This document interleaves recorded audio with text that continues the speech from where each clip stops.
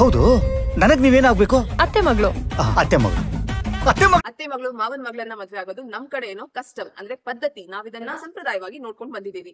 ಆದ್ರೆ ಭಾರತದ ಎಲ್ಲಾ ಕಡೆ ಈ ರೀತಿ ಅಲ್ಲ. ನಮ್ಮ ಹಿಂದೂ ಮ್ಯಾರೇಜ್ ಆಕ್ಟ್ ಈ ರೀತಿ ಮದುವೆನ ನಲ್ ಅಂಡ್ ವಾಯ್ಡ್ ಅಂತ ಡಿಕ್ಲೇರ್ ಮಾಡಿದೆ. Section 5 of Hindu marriage act ಈ ರೀತಿಯಾದಂತಹ ಮದುವೆ ಅಂದ್ರೆ ಸಪೆಂಡ ರಿಲೇಶನ್ಶಿಪ್ ಅಲ್ಲಿ ಮದುವೆ ಆಗೋದನ್ನ ನಲ್ ಅಂಡ್ ವಾಯ್ಡ್ ಅಂತ ಡಿಕ್ಲೇರ್ ಮಾಡಿದೆ. ಈ ಸೆಕ್ಷನ್ ಪ್ರಕಾರ ಸಪೆಂಡ ಮ್ಯಾರೇಜಸ್ ಅಂತಂದ್ರೆ ತಾಯಿ ಕಡೆಯಿಂದ 3 ಜನರೇಷನ್ ಮೇಲಕ್ಕೆ ಅಂಡ್ ತಂದೆ ಕಡೆಯಿಂದ 5 ಜನರೇಷನ್ ಮೇಲಕ್ಕೆ ಇರುವಂತ ರಿಲೇಶನ್ಶಿಪ್ ಅಲ್ಲಿ ಮದುವೆ ಆಗೋದು. ಆದ್ರೆ section 3 of Hindu marriage act custom ನ ಡಿಫೈನ್ ಮಾಡುತ್ತೆ. ಅಂದ್ರೆ ಎಲ್ಲೆಲ್ಲ ಇದನ್ನ ಮುಂಚೆನೂ ಪ್ರಾಕ್ಟೀಸ್ ಮಾಡ್ಕೊಂಡ್ ಬಂದಿದ್ದಾರೆ ಅನ್ನುವಂತ ಕಸ್ಟಮ್ ಅಂತ ಎಸ್ಟಾಬ್ಲಿಷ್ ಆಗಿದೆ.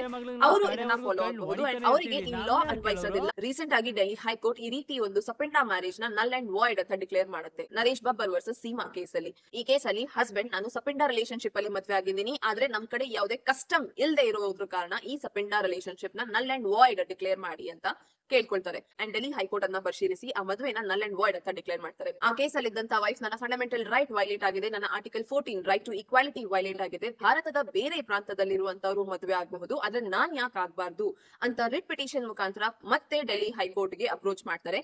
ಅಂಡ್ ಹೈಕೋರ್ಟ್ ಇದನ್ನ ಕ್ಲಿಯರ್ ಆಗಿ ಮೆನ್ಷನ್ ಮಾಡುತ್ತೆ ದಟ್ ಅವರಿಗೆ ಕಸ್ಟಮರಿ ಪ್ರಾಕ್ಟೀಸ್ ಆದ ಕಾರಣ ಮಾತ್ರನೇ ಅವರು ಫಾಲೋ ಮಾಡ್ತಿರೋದು. ಬಟ್ ನಿಮ್ಮಲ್ಲಿ ಕಸ್ಟಮ್ ಇಲ್ಲದೆ ಇರೋದ್ರ ಕಾರಣ ಇದು ನಲ್ ಅಂಡ್ ವಾಯ್ಡ್ ಆಗತ್ತೆ ಅಂತ ಆ ಕೇಸ್ ನ ಡಿಸ್ಮಿಸ್ ಮಾಡುತ್ತೆ.